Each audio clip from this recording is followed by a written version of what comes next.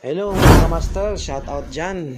Short video lang po ito mga kamaster at sana po ay tatapusin nyo hanggang dulo. Baka maka-encounter kayo ng ganito, at least alam na ninyo.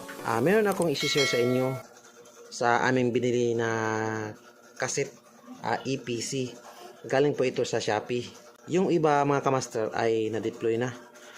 Kaso sa area kung saan namin nilagyan ng NAP, nag-reading kami, mataas yung reading gamit namin yung EPC patch cord na green.